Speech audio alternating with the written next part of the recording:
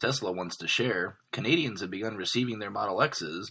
Samsung SDI looks to have scored a partnership, and we stop by Model3Tracker.info for our weekly update. Here are Tesla tidbits for the weekend on June 3rd, 2016. Electrek reports that Tesla has offered to share its autopilot data with the DOT and even rival companies. It stands to reason that the motivation for sharing with the Department of Transportation is fairly obvious, being that Tesla will be wanting to grease the wheels for full autonomous driving when the company is ready to release that product. When contacted regarding whether the DOT has taken them up on that offer, a Tesla spokesperson declined to comment. Elon's already commented that he believes Tesla will need to prove autonomy to be at least 2 times safer than a human driving, but maybe as much as 5 to 10 times safer in order to win regulatory approval. Canadians seem to be getting all the good news lately. Electrek is also reporting that Canadian signature Model X deliveries have begun. After much confusion regarding pricing way out of line due allegedly to the fluctuation of currency, Tesla finally corrected course and all is well with the world. Congrats to our Canadian Model X friends finally receiving their vehicles. We have apparent confirmation of the previously reported Samsung SDI partnership, potential Samsung SDI partnership, by way of Inside EVs. Snagging a bill of lading from the Port of Oakland dated April 19th, we find Tesla accepting delivery of what Inside EVs believes to be 1.74 million cells from the battery manufacturer.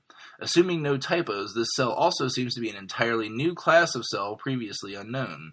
The number of cells received, as well as a previous far smaller delivery on April 6th, seem to indicate that these are production cells. For which vehicles, we can't be sure, but it seems Samsung SDI has won business from Tesla as a secondary battery vendor.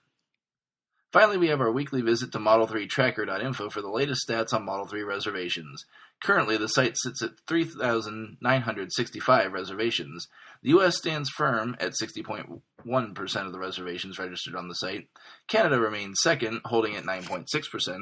Third place, Germany, still at 6.2%. Fourth is the UK, still with 3.4%. And fifth is Spain, up to 3.3%. With all the speculation around autopilot and autonomy, I thought it interesting to include autopilot convenience stats as well. 78.5% of the user base will be living the future with autopilot or potential full autonomy. The color battle has taken a shocking turn, with white taking a commanding lead at 19.5% from seemingly out of nowhere.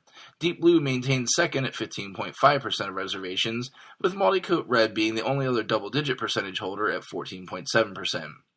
The supercharging announcement doesn't seem to have had much of an effect on site users, slipping only slightly to 83.9%. In the performance section, all-wheel drive sits at 72.2%. 20.1% of registrants are going to take the performance model, and 12.2% are going for the ludicrous version. And lastly, the site has doubled its cancellation amount to 2. That's all for today's episode. Links to all the full stories from today's episode can be found in the description of the show. If you like what you hear every day, please consider supporting the podcast at patreon.com/Tesla Tidbits. If you have no spare dollars, no big deal. Show your support with positive reviews, likes, and subscriptions on your favorite media services. I hope everyone has an excellent weekend. We'll see you back here on Monday. Until then, charge it up and hit the road.